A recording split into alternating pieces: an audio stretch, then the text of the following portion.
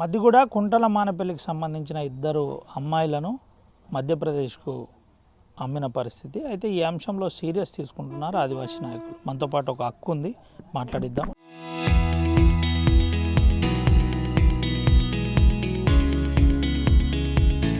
ఎట్లా చూస్తారు అక్క ఈ అమ్మకం అంశంలో? ఎట్లా చూస్తారు?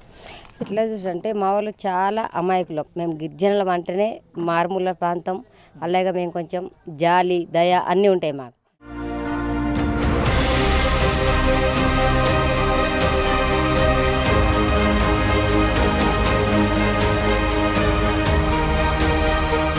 కాబట్టి ఎట్లయినా వీళ్ళు గిరిజనులే కదా అని చెప్పి, ఆదివాసులు అని చెప్పి వాళ్ళు చాలా సులకన చూస్తారు. అట్లాగా సుల్కన ఎవరైతే ఉన్నారో మూట వాళ్ళు అలాంటి సుల్కన మా మీద చూపకుండా, వాళ్ళకు కూడా ఒక ఆడబిడ్డ అనేది అందరికీ ఉన్నది. అక్క చెల్లో అమ్మో అందరూ ఉన్నారు. మేమే గిరిజనులమే కాకుండా అందరికీ కూడా మంచి న్యాయం జరగాలి. ఆమె కూడా ఒక ఆడబిడ్డే అని చెప్పి మాకు కూడా మంచి న్యాయం జరగాలి. ఎందుకు అంటే ప్రతి సంఘటన కూడా మా ఆదివాసీ మిన్నే జరుగుతుంది. అలాంటిది ఎప్పుడు జరగకూడదు, జరగద్దు అని చెప్పి మేము కోరుకుంటున్నాం. జరిగితే మాత్రం బాగుండదు. ఎప్పుడు అంటే ఇంతకుముందు గెర్రెలు అయింది, నిన్న కొండపెల్లిలు అయింది. అలాగా ఇప్పుడు కూడా మా ఆడబిడ్డలకు చాలా అంటే చాలా అన్యాయం జరిగింది. కాబట్టి అదో డబ్బు కాదు, అది ఏది కాదు, పరువుకు సంబంధించింది.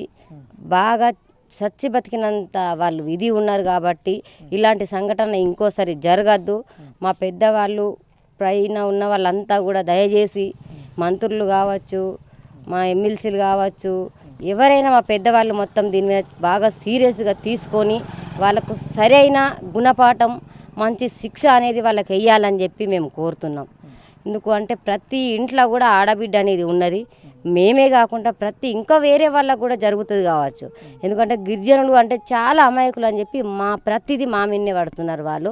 దయచేసి మా ఉన్న పెద్దలు మొత్తం దీని మీద.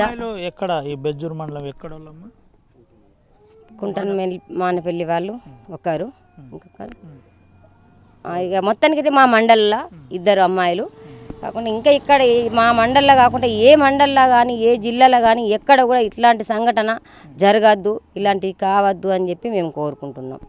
పోలీసు వాళ్ళకి ఏం చెప్తారమ్మా మీరు? మేము ఇప్పటి వరకు అయితే వాళ్ళకి చెప్పలేము. వాళ్ళు వచ్చి ఇచ్చిండ్రు, మేము పోలీసు వాళ్ళకు మేము కూడా ఫిర్యాదు చేస్తాం.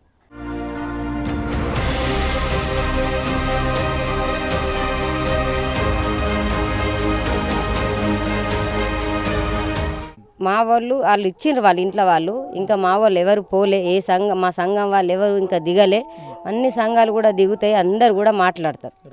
ఇది పరిస్థితి. అయితే ఇప్పటికే అమ్మాయి తల్లిదండ్రులు కంప్లైంట్ ఇచ్చారు. ఆ కంప్లైంట్ ఆధారంగానే అంటే క్రైమ్ నంబర్ 101/2024 రోజు ఇది జరిగింది. 19వ తేదీ జూలైలో ఈ కంప్లైంట్ ఇచ్చారు. అయితే అనంతరం కాల్ డీటెయిల్స్ ఆధారంగా దాని అనంతరం ఎవరెవరున్నారు ఏంటి, ఈ అమ్మాయి మంచిర్యాలలో ఎప్పుడు పనిచేసింది ఏంటి అనే కోణంలో పోలీసులు దర్యాప్తు చేస్తున్నారు. అక్కడ నుండి దాని తర్వాత ఎవరైతే అమ్మాయి పేరు మనం చెప్పలేం, గోప్యంగా ఉంటుంది. అయితే ఈ అంశంలో కిష్టంపేటకు చెందిన కొంతమంది మహేష్తో పాటు సవిత దంపతులు ఇద్దరి మధ్య ఈ యథార్థంపై ముఖ్యంగా సహకరించారని చెప్పారు. అనంతరం ఎక్కడైతే ఎంపీ మధ్యప్రదేశ్లో ఉన్న ముఠా ఎవరైతే ఉన్నారో ఆ ముఠాను పరిచయం చేసి వాళ్ళ దగ్గర మేనమామ కట్నం కింద డబ్బులు తీసుకొని ఈ డబ్బుల ఆధారంగానే వీళ్ళను అమ్మేసిండ్రు. ఈ అంశం ఇక్కడ తల్లిదండ్రులకు తెలియదు. అయితే అక్కడ వివాహం జరిగింది. వివాహం జరిగిన తర్వాత ఏంటి అనే కోణంలో ఇంకా పోలీసులు క్లారిటీ ఇవ్వాల్సి ఉంది. అయితే ఈ అంశంలో ముగ్గురిపై కేసు నమోదు చేసి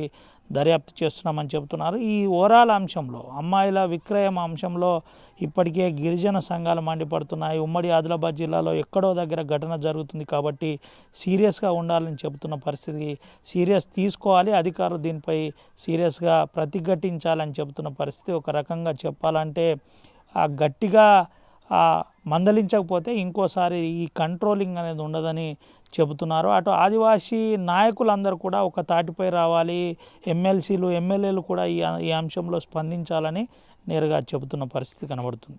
మధ్యప్రదేశ్లో అమ్మాయిల రవాణా చేసిన అంశంలో ఆదివాసీ సంఘాలు సీరియస్ అవుతున్నాయి. ముఖ్యంగా ఉమ్మడి ఆదిలాబాద్ జిల్లాలో ఎక్కడో దగ్గర ఈ ఘటన కొనసాగుతుంది. అయితే అమ్మాయిల అంశంలో ఆదివాసీ సంఘాలు ఏ విధంగా రియాక్ట్ అవుతున్నాయో ఒకసారి తెలుసుకుందాం.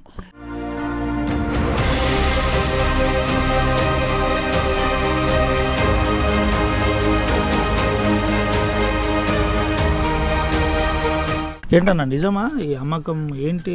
అమ్మాయిలను అమ్మేసిండ్రు? ఆదివాసులైన మా అమ్మాయిలపైన అమాయకంగా వాళ్ళకు మాయమాటలు చెప్పి వాళ్ళు ఆర్థికంగా చాలా వెనుకబడి ఉంటారు కాబట్టి వాళ్ళని మభ్యపెట్టి వివాహం పేరుతోటి వాళ్ళని తీసుకెళ్ళి అక్రమంగా రవాణా చేస్తున్నారు. దీనికి సంబంధించి ఇలాంటి వ్యక్తులను వాళ్ళని పట్టి చట్టరీత్యా చర్యలు తీసుకోవాలని ఇంతకుముందు ఇలాంటి మన జిల్లాలో చాలా చోట్ల జరిగినాయి, గుట్టురట్టు కాకుండా ఉన్నాయి. ఇలాంటి విచారణ చేసి దోషులను పట్టి శిక్ష పడేలా చర్యలు తీసుకోవాలని మేము ఆదివాసులమైన మేము డిమాండ్ చేస్తూ ఉన్నాము. ఇట్లాంటి బయటకు వచ్చినవి ఒక 2-3 ఉన్నాయి, కానీ జిల్లాలో మొత్తం విచారణ చేస్తే ఇంకా బయటపడే అవకాశాలు ఉంటాయి. వీళ్ళు ఆదివాసులు చాలా అమాయకులు, ఆర్థికంగా చాలా వెనుకబడి ఉంటారు కాబట్టి ఎక్కువ మా ఆదివాసులపైన వీళ్ళని మోసం చేయడానికి చేస్తున్నారు. దయచేసి అధికారులు స్పందించి ఇలాంటి పునరావృతం కాకుండా, ఆదివాసులపైన ఇలాంటివి జరుగుతున్నాయి, ఇలాంటివి కాకుండా అధికారులు స్పందించి చర్యలు తీసుకోవాలని ఆదివాసులమైన మేము డిమాండ్ చేస్తాము. ఈ అంశంలో ఏమన్నా అధికారులతో మాట్లాడే ప్రయత్నం చేసినారా? ఇది పూర్తి ఇంకా బయటికి రాలేదు. ఇంకా నిన్ననే పేపర్లో వచ్చింది. దీని ఇంకా ఎవరు అనేది దోషులని ఇంకా బయటికి రాలేదు. ఇంకా ఏం చెప్తారు అంటే ఈ వరుస ఘటనలు జరుగుతున్నాయి, ఇటు ఆదివాసీ సమాజం ఇప్పటికే సీరియస్గా ఉంది. ఈ అంశంలో మీరు ఆదివాసీ సమాజానికి ఏం సందేశం ఇస్తారు? రీసెంట్గా ఆదివాసులు మొన్న గిరివేలులో ఒక అమ్మాయి అట్లా అయింది. మొన్న మన కొండపల్లిలో కూడా ఒక అబ్బాయి, ఆదివాసీ అయిన అమ్మాయి, మన ఆత్రం సమ్మక్క అనే అమ్మాయి దారుణంగా ఆమెను హత్య చేసిండ్రు. ఇట్లా అమాయకులైన గిరిజనులపైన ఇలాంటి చాలా జరుగుతున్నాయి కాబట్టి అధికారులు కొంచెం చొరవ తీసుకొని అధికారులు కొంచెం అవగాహన కార్యక్రమాలు కూడా చేపడితే బాగుంటుందని మా ఉద్దేశం.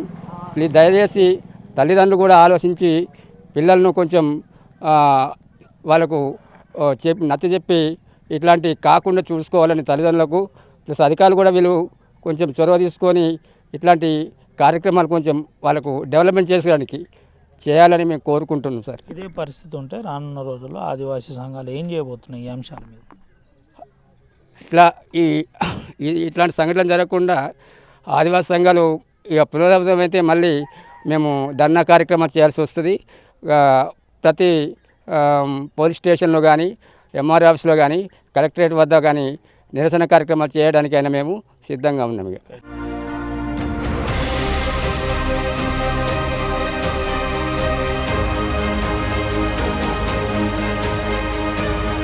ఇది పరిస్థితి నిరసన చేస్తాం. ఏం పేరు? నేను చదువుకున్న వ్యక్తిగా అంటే ఈ వరుస ఈ సంఘటనలు పునరావృతం అవుతున్నాయి. కానీ కాకపోతే ఏంటంటే అమాయకమైన గిరిజన మీదనే ఇలాంటి కార్యక్రమాలు జరుగుతున్నాయి కాబట్టి ఇంతకుముందు ప్రీవియస్ ఇయర్లో జైనుల్లో ఒక ఘటన పునరావృతమైంది. అదే మొన్న రీసెంట్లో మన దహేగామండ గెర్రెల్లో మొన్న రీసెంట్గా ఒక 10 days బ్యాక్ 7 days బ్యాక్ ఒకటి కొండపల్లిలో కూడా పునరావృతమైంది. ఇది ఇప్పుడు రీసెంట్గా అయింది. కాబట్టి ఏంటంటే రానున్న రోజుల్లో ఇది అధికారుల పరంగా కానీ, మీ మీడియా మిత్రుల పరంగా కానీ కొంచెం చొరవ చూపెట్టినట్లయితే బాగుంటుంది. లేకపోతే మా ఆదివాసీ సంఘాలన్నీ ఒకే తాటిపైకి వచ్చి వేరే విధంగా కొనసాగుతామని నేను ఖండిస్తున్నాను. ఇది పరిస్థితి.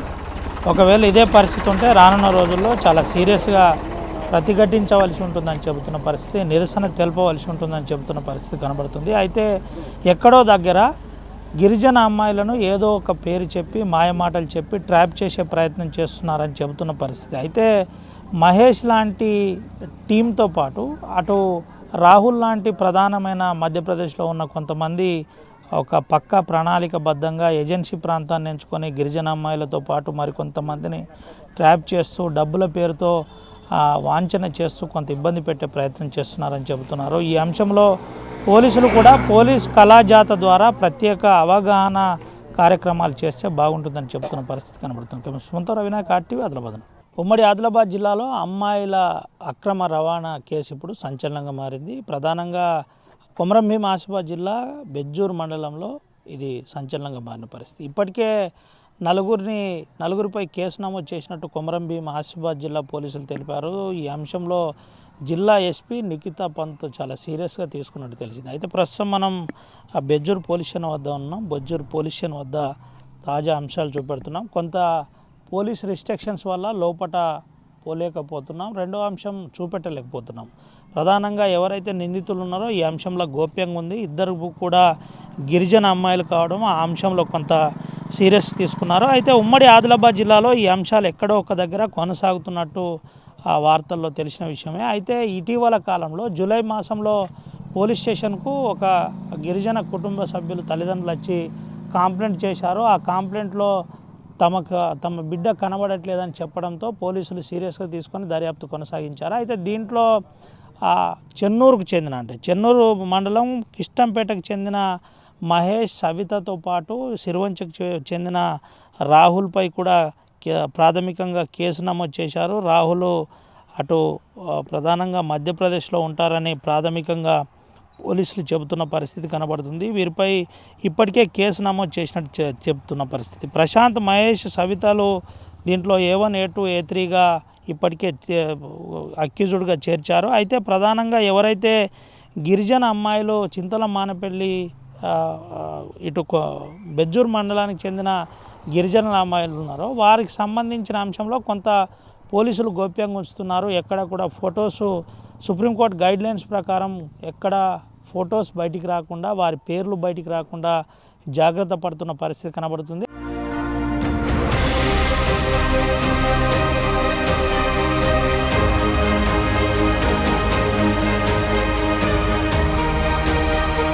అయితే వాళ్ళు కూడా కొంత మేము వివాహం చేసుకున్నాం, బాగానే ఉన్నామని చెబుతున్నారని తెలిసిన అంశం. అయితే అఫీషియల్గా పోలీస్ అధికారులు చెబితే తప్ప విషయం తెలియదు. అయితే ఉమ్మడి ఆదిలాబాద్ జిల్లాలో ఈ అంశం ఎక్కడో ఒక దగ్గర ఈ అంశం కొనసాగుతున్న పరిస్థితి కనబడుతుంది. అయితే ఆ బెజ్జూర్ మండలంలో మద్దిగూడ గ్రామానికి చెందిన ఒక యువతితో పాటు ఇటు మరో యువతి మానపల్లికి చెందిన యువతిగా గుర్తించారు. అయితే వీళ్ళంతా కూడా గిరిజన అమ్మాయిలని చెబుతున్న పరిస్థితి కనబడుతుంది. ఏది ఏమైనప్పటికీ ఈ అంశం ఇప్పుడు రాష్ట్రంలోనే సంచలనంగా మారింది. గిరిజన ప్రాంతంలో వరుసగా అమ్మాయిల మిస్సింగ్. అసలు మధ్యప్రదేశ్కి అమ్మగాలు, ఈ అమ్మకంలో కొంత దళారులు ఉండడం, ఈ దళారుల అంశంలో జాగ్రత్త పడకపోవడం, ఇదంతా కూడా కొంత సందిగ్ధంగా మారింది. గోప్యంగా మెయింటైన్ చేస్తున్నారు. అక్రమ రవాణా చేస్తున్న వారిని ఎక్కడో దగ్గర కేసు అయినా ఈ ముఠాను ఇంకా నిర్వీర్యం చేయలేకపోతున్నారని గిరిజన సంఘాలు కూడా ఆరోపిస్తున్న పరిస్థితి కనబడుతుంది. ఇప్పటికైనా దీనిపై సీరియస్ తీసుకోకపోతే దీనిపై ఒక ఉద్యమం రాబోతుందని గిరిజన సంఘాలు చాలా సీరియస్గా పోలీసులకు చెబుతున్న పరిస్థితి కనబడుతుంది. దీంతో పాటు ఎవరైతే ఇప్పుడు నిందితులు ఉన్నారో వారు ఇప్పుడు బెజ్జూర్ పోలీసుల అదుపులో ఉన్నారు. వారిని సాయంత్రం రిమాండ్కు పంపుతారని చెబుతున్న పరిస్థితి కనబడుతుంది. Vote studio.